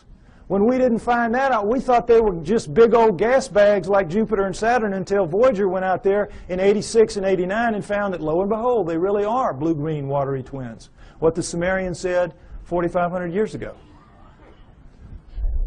Furthermore, they didn't count the way we do. Earth was not the third rock from the sun for them. It was number 7. So that means they were counting from out here, and they were putting Pluto in its correct place. What are they doing with all that knowledge? Well, they make no bones about it. They say everything that we know, everything that we are, everything that we have comes from the people living on Nibiru. The people living on Nibiru came to Earth and gave us everything that we have, everything that we know, our great culture. Now, what's the proof of that? Is there any proof that any ancient advanced civilization was ever on Earth at any point in the dim or distant past? Yes, yes. The megalithic structures out there, the pyramids, Tiwanaku, Baalbek, Teotihuacan, Stonehenge, you name it, a couple of dozen of them. All of those are impossible for human beings to recreate today. And yet we are told in another one of these great fantasies that they were somehow created by people in ancient times, ancient Egyptians or ancient Sumerians or anybody. Somehow or way or other they did it. And it's just absolute malarkey. Impossible. Now, next slide. Some Egyptian scholars tried to prove it by getting down in with some pink granite here and wailing away with some stones for a few hours and tore their hands up and walked out of there saying, well, you know, we couldn't make much of a dent in it, but boy, you know, those old folks, they sure had a lot of time on their hands, and somehow they figured out a way to do it. Wouldn't give an inch after this. Wouldn't give an inch. It's ridiculous. Now, here's the stone they're working on. Next slide. Some of you may have seen this. This is an ancient 1,170-ton obelisk lies unfinished at the Aswan quarry. A crack rendered the stone unusable. It's pink granite. They were making it into an obelisk like the one you saw in Allen's slides. Okay? It's about 100 feet long. It's about 12 feet wide, 12 feet deep on the side. Imagine the Washington Monument, just squared off. And it's pretty much done. But now let's move this from the Stone Age. Let's move it through the age of copper, because copper wouldn't make a dent in that. And let's move it into the Bronze Age. Bronze will chip on it. Bronze will take a little bit of it out. Now, let's put our bronze chisels or hatchets or whatever in the hands of some guys and get them down in this crack and put them to work. How do you think they're going to fare in there? Pretty tight fit. Plastic Man might have a tough time up in there. But the point is, they've got it pretty much done. They're working on the spire here. When they break it, you know how it works. You press here, you get this. Well, look, does this look like somebody chipping away with a little hand? No. This looks like a belt sander taking pieces out the size of the chair you're sitting on. Huge chunks of pink granite, one of the hardest stones in the world, just being ripped out. And they press too hard with whatever machine they've got here, and you know your physics. You get stress back here, and they popped it. They broke it. And they just said, whoops, we busted that one. And they just unhooked it and went somewhere else and left it for us to marvel at and wonder how they could have done it. But now let's go ahead and say they didn't bust it and they finished it. These primitive people now who managed somehow to do this. They finished it. It's ready to go. The hole, by the way, is about 15 feet deep. That's the top of it up there. But still, what's the first thing they've got to do? Somebody's got to draw straws to get down there with his hatchet and cut it loose from the bottom. Now, who's going to do that with 1,100 tons sitting on top of him? We could not get our best diamond-tipped blades to cut through underneath this thing. The weight would stop the blade. We could not, the operative word here is impossible. We could not get this out of here. And yet they did it time and time and time again.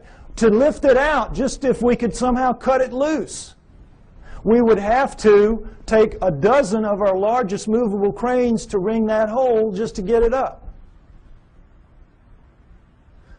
You're being lied to, folks. That's the main thing you got to understand. You're being lied to. It's absolutely impossible for this one stone. This one stone proves that none of the megaliths were made by those people in that era. And this, again, is not the biggest one. They have them in Baalbek twice that big. Okay? Next slide. All right. What we're told is that the Anunnaki came to Earth for this, gold. mining gold. And that originally, the story is, they landed in ancient Sumer, but not 6,000 years ago, 400,000 years ago, 430,000 approximately to be exact. 400,000 years ago, they land in modern-day Iraq, and they set up shop in the Tigris-Euphrates Valley, and they call their home away from home, their home away from Nibiru, the Eden. You'll see a poster out there by my thing, Anunnaki over Eden. That's what that means, because that poster is the Tigris River Valley that the symbol is rising above. That is where it was. That is where Eden was, according to them, and that comes down in the Bible as such. So they set up camp and they placer mined the gold out of those rivers. What do they need gold for? They needed to repair their atmosphere. In their rise to high technology, they had damaged that big, 3 times the size of Earth atmosphere, the same exact way we're damaging ours in our rise to high technology, and they ultimately had to repair it with very fine particulates of gold, like talcum powder, blown up into the stratosphere above it so it would ride above there and act as a reflector and an insulator from cosmic rays, which is, you see that on the masks of astronauts and in the capsule and all that. Gold is a wonderful stopper of cosmic rays. So that's what they had to repair it with. It's what we will have to repair it with. We'll have to do exactly the same thing when the day comes for us to have to face up to what we're doing to our planet. Okay? So they came, they placer mined out of the river, and all that is you put a tray in the water, you let the water sweep over, the water drops the gold into these cloth. Every few weeks you pick it up, and it's real easy. It's the way we do it now when we have the opportunity. But you tap out any stream system, ultimately, and they did. After about 150,000 years, they had tapped it out. And so they decided they were going to split themselves up and go where the mother lode of gold was on the planet Earth, which is what it is today, southern Africa. So they divided themselves into the upper world, which remained the Eden, and the Abzu, which was the lower world, and you didn't want to go to the lower world because you had to get in the holes and dig the gold. And they didn't like it. So the Anunnaki revolted. They said, we don't want to do this. We want a slave to do this work for us. Plus, it was a hardship duty, mostly men. Why don't you make us some women while you're at it? So that's what they did. They decided to use the creatures of Earth, which would be the hominoids, and I say it would have been the Almas, the likeliest candidate. They took the creatures of Earth to get some of their genetic material to make the new slave better adapted physically to the planet than they were, but the slave would, for the most part, be like themselves. We shall make the Adamu, A-D-A-M-U, which comes down as Adam, and we shall make the Adamu in our own image, after our own likeness, which comes down word for word. And that is what they did. They made their slave inferior models of themselves. That's us, folks. That's us. We're really inferior models of the Anunnaki. And as you saw in the cylinder seal, we look like them. We look like, in their own image, after their own likeness. In all of the cylinder seals, we look just like them. We don't have the horns on our headgear. That's about it. We are them. That's why we're not adapted to this planet. That's why we're so obviously not a part of this planet. We have their bones. We don't have primate bones. We have their muscles. We don't have primate muscles. We have their skin. We don't have primate skin. We have their body pattern, their hair patterns on their body is ours. We have thickest on our front, thinnest on our back. Primates have thick on the back, thin on the front. We have their eyes, their poor night vision eyes. We have their foreheads. We have their brains. That's a key to this. We have their brains. That's why we're not like anything else on this planet. We are them. We are genetically engineered copies of them. Okay, next slide. Let's take a look at how that was done. Human body contains 100 trillion cells. There's a nucleus inside each human cell except red blood cells. Each nucleus contains 46 chromosomes arranged in 23 pairs. One chromosome of every pair is from each parent. The chromosomes are filled with tightly coiled strands of DNA. Genes are segments of DNA that contain instructions to make proteins, the building blocks of life. This is where genetic engineering takes place. Now, we're going to go over it lightly, but it's very important. I want you to understand these things that I'm going to tell you now. Okay, next slide. Don't worry about the details and how they do it. This is what they do. They can open up a cell, our genetic engineers can, our geneticists can. We can open up a cell, open up the nucleus, pull out strands of DNA, and in that strand, 98% of it will be what's called junk DNA. We don't know what it does. If it has a function, we don't know what it is. 2% will be what are called, prosaically enough, the working segments. They work. They do what they're supposed to do. They make the proteins. Now, if you cut in the junk above a working segment and in the junk below and remove it and have done the same with another strand of DNA over here, you can move anything into anything else. It can be animal into plant, plant into animal, fish into fowl. It does not matter because all living things at the most fundamental level are exactly alike. Understand that. We're all made of the same 4 base pairs, the same 20 amino acids. Everything is the same at the most basic level. It's like it's pop beads that are interchangeable. It is almost as if somebody designed it that way so they could just mix and match the parts and make anything they wanted. Isn't it? Something to think about.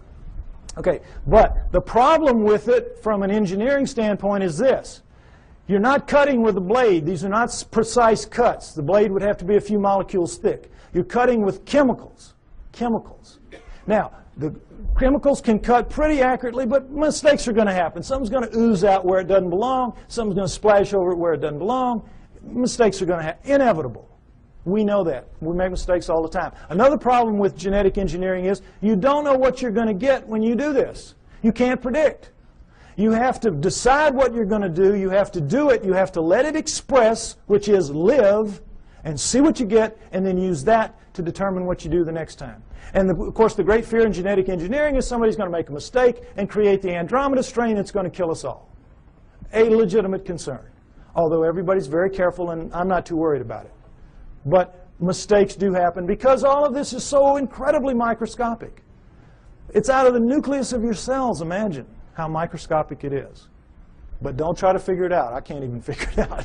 It's really complex. But they do it. Okay, understand that. Now, with that in mind, let's look at some of the proofs that I say indicate very clearly that we are, in fact, what the Sumerians say, a genetically engineered species by the Anunnaki. Next slide. Okay, here we go. The cerebral cortex is the deeply convoluted surface region of a brain that is most strongly linked to intelligence, lower right. It's the stained part out here. If you peel that off of the brain of a rat, it will cover a postage stamp. Peel it off of a monkey, it'll cover a postcard. Peel it off a chimp, it'll cover a sheet of typing paper. Peel it off of us, and it'll cover 4 sheets of typing paper. Now, you can see this is a transition. This is clearly a transformation. Now, there's some weird things about it. These guys are using all they've got. All they've got. We're using 1/2 of 1 page in a very different way than they are using what they have. 1/2 of 1 page. How do we know? We all know. We use about 10% of our brains. We know that from the studies done with idiot savants. You know that. And we know there are thousands of miles of neural network in our heads not being used. We don't know why. We don't know why. I'll tell you why. We shall make the atom who's strong but not too strong, smart but not too smart. They sealed it off genetically at the 10% mark or wherever it is. We don't know exactly where it is. But wherever it is, they sealed us off. You don't want your slave to be anywhere near as smart as you. You, in fact, want your slave to be so decidedly inferior to you that you never have to worry about treating it like a slave. So they engineered us to be really clever to ourselves, but for them, we were smart enough to talk, take instructions, act with a little bit of ingenuity and self-reliance. They could turn things over to us and kind of let us take over and do it. They gave us just enough to be wonderful in our own eyes, but be pond scum relative to them. It's what they did. So, it's pretty clear in as much as that, and now understand with the idiot savants, for those of you that don't know the proof about this, idiot savants get some beam of light in the damage to the good 10. They get some beam of light and it will strike somewhere in the other 90%. You all saw Dustin Hoffman in Rain Man, remember? Well, they get it in math, they get it in music, they get it in sculpture, art, whatever, wherever it strikes. Now, if there's just one, we could say, well, that's a freak of nature. But we've had lots of them, lots of them. So we know that all of this is out there. It's in our heads. We just can't access it. We just can't use it. But if it wasn't in our heads, it wouldn't be in their heads. So we know that it happened. They have no idea how. Well, I say that the Anunnaki did it deliberately, and that makes sense to me. Next slide. Okay, mitochondrial DNA, late 1980s, you might remember this. In humans, over 99.99% of a cell's DNA is packed into the cell nucleus, with a small amount occurring outside the nucleus in small structures called mitochondria. That's these babies right here. They're about 16,000 base pairs long. Now, when you have a mixing and a mating, the DNA in the nucleus mixes. But with the mitochondrial DNA, it does not. Sperm doesn't have mitochondrial, eggs do. And so females pass it down intact generation after generation. Well, when this was figured out in the 70s, boy, the botanists and the geneticists said, great, now we can go and find out if the split from the common ancestor was closer to 8 million years or closer to 5 million years. Remember that? We're going to now pin it down. It's going to be one or the other. We're going to figure it out. So they went out and they took the mitochondrial DNA of women all around the world, every race, every creed, every culture, every country, and they brought them back to the lab and they started working on them. And when the answers came in the late 1980s, it was not 8 million years ago. It wasn't 5 million years ago. It was way the heck down to 200 to 250,000 years ago, and that's all. We don't exist genetically beyond 200 to 250,000 years. And of course, needless to say, the anthropologists said, you guys are nuts. We've got these skulls showing, these bodies showing, these prehumans showing that we go back millions of years. What's the matter with you? And the geneticists said, we couldn't have been wrong that many times. Impossible. We'll do it again. And they have. They've done it. It always comes out the same. Outside 250,000 years ago. That's it. We're brand spanking new. Brand new on this planet. Now, there's still a lot of people, there's still a lot of people that will not accept that. A lot of people that will not accept that. But it is true, and it is becoming more and more acceptable, for as outrageous as it is. Now, not only do we know when we were created, we know where. Where? Because the oldest of us consistently kept coming in southern Africa. Next slide. And in fact, the cover of Newsweek in 1987 showed that if in fact there was an Adam and Eve, they were black. They would have to have been black. But of course they knew the flack they were going to catch, in the South at least, so they made the blacks look as white as they could. This guy looks almost as white as OJ, doesn't he? But the point is, in trying to have it both ways, they caught it coming and going, because you can imagine the letters to the editor after this issue. But the point is, it tells the truth. The oldest of us do come from southern Africa, and we definitely are 200 to 250,000 years old. And guess what else? That is just what the Sumerians say about us. That the Anunnaki created us around 200 to 250,000 years ago in southern Africa to dig their gold. What a coincidence. What a coincidence. Okay, next slide. Okay, what happens when a creature is born in the wild severely screwed up physically? What happens to it? Dies, right? Parents will kill it. They will not put that defect into the gene pool. You're looking at the great exception. You're looking at 28 of our most severe genetic defects, but we have 4,000 and counting. 4,000 and counting. Now, we're only 200, 250,000 years old. We shouldn't have one. We've got 4,000 and counting. How did it happen? Cutting and splicing process mistakes. Cutting and splicing, oops, made a mistake. Cutting, splicing, oops, made a mistake. They don't care. They're making a slave. They're not going to fix the mistakes. What do they care if it's 1 in 100 dies from the problems? If it's 1 in 10, they don't care. They're making a mistake. They're making a slave. But they know the numbers, like we have found out the hard way. If you let the population propagate naturally, those numbers go way down for each person. Right now, as we sit here, we average about 50 of the 4,000, each of us. And we have a mating with our mate. If we share any of those 50, then each of our offspring will have a 1 in 4 chance of expressing it. That's why you'll get mongoloids in the best of families, mongoloids in the lowest of families, and all around the world. And that's what genetic defects are. In the wild, you will get 2-headed calves and 6-legged goats. That's a sperm-egg misconnect. That's not something that you see steadily on and on. A little gem like spina bifida, which is not going to let you live to adulthood, nor is it going to let you reproduce if you do. What's that doing in a gene pool? It was all put there, folks. Put there. No question. Next slide.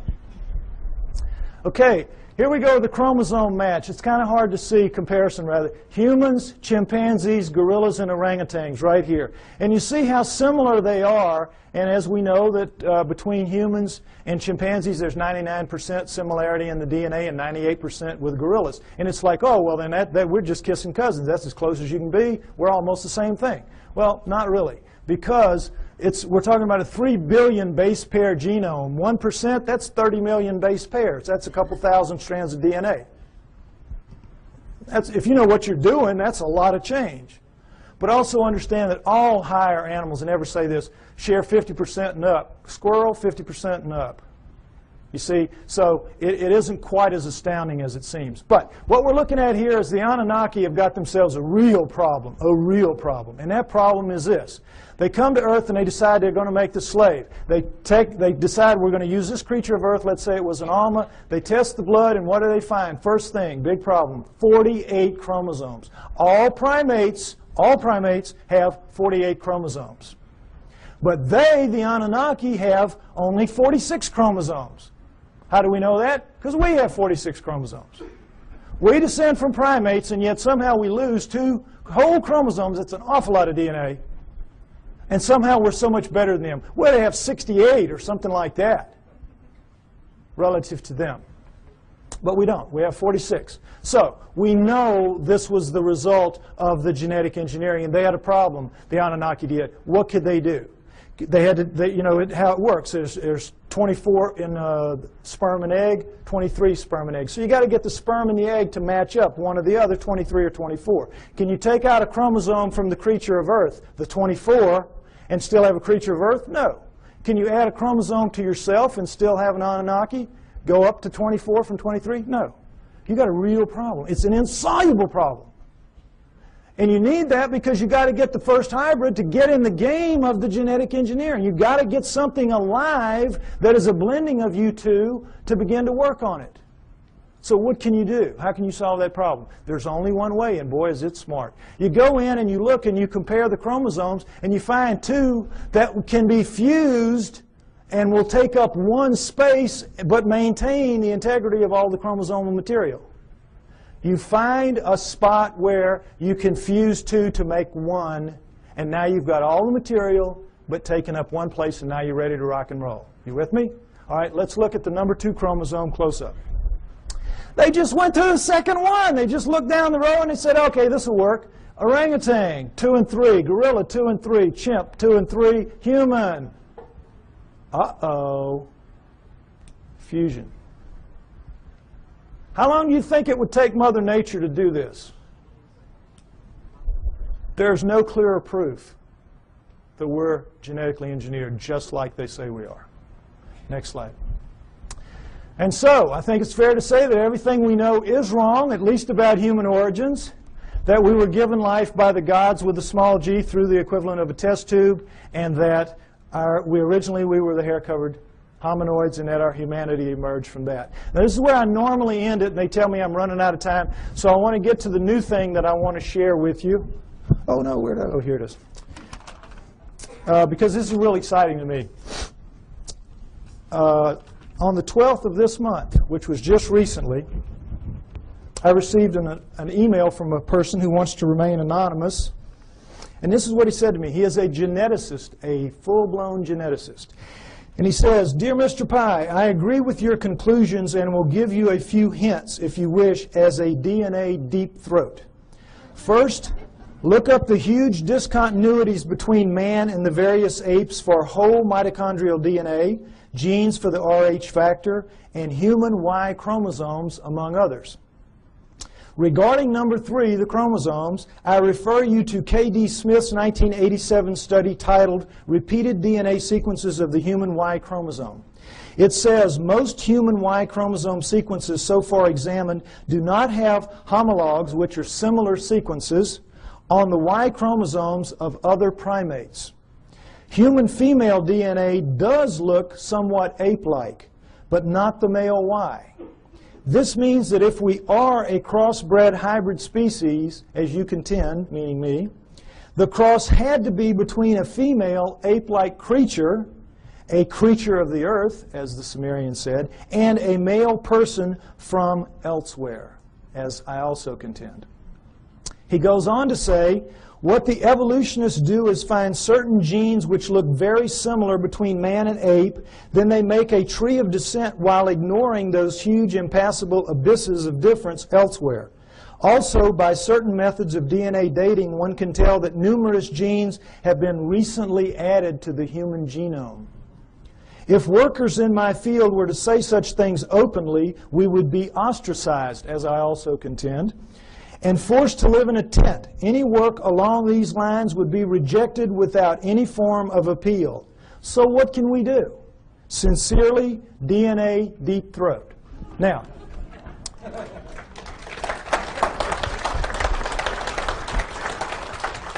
what this means, thank you, what this means is we win. We win. Because where one of these came from, more of these are going to come. As my profile rises higher, and I think, frankly, that I'm the only person out here pushing this genetic stuff that you're seeing like this, more of these are going to come my way. We're going to win. You've seen the evidence. Now, right now, we're getting our brains kicked out. We are getting our brains kicked out. That's why we're called the fringe. And the reason is we keep mounting these frontal attacks on the establishments. And every film that we produce, every photograph, every sighting, every testimony, every capture, every encounter that we have, and we throw at them with the best intentions. Our word is truth, is it not? Our word is, it's true. It's true. And their word is what? Liar. Liar. They dress it up. They say, well, you don't know what you're talking about. You don't know what you're seeing.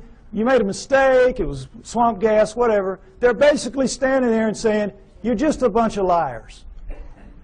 We're right and you're wrong. And because it is our word against their word, our word truth, their word liar, their word wins. Day in, day out, year after year. It's very frustrating, is it not? Boy, it just annoys the heck out of me. But what this means is we're going to win in the end. Why? Because the genes say so. The genes back us up. And right now, this is not a field that you're very familiar with. And I've worked very hard to make this very simplistic so you could understand at least the fundamentals, and it's the same in my book. You need to be aware of this is because this is the back door, kids. This is the back. We're not going to storm them from the front. We've been doing it for years. They know how to deal with us. Our word against them, we're going to lose. But in this instance, the genetic end of it, what is it? It's their word against them. It's their research against them. They're going to lose. We're going to beat them with the genetic evidence. We got to beat them. We will beat them. We know we're right. We know they're wrong. They know they're wrong. They know they're wrong. We just have to get mentally tough and accept that this is a war. This is a fight. This is not, gentlemen, Marquis de Queensberry rules. This is a dog fight. This is a knife fight. And you all have got to get out there and proselytize. You have to familiarize yourself with these basics at least. And instead of throwing things at them that are going to bounce off like BBs off a barn door, you got to start throwing some darts. This stuff will do it. This will do it. We can win. We're going to win. Thank you.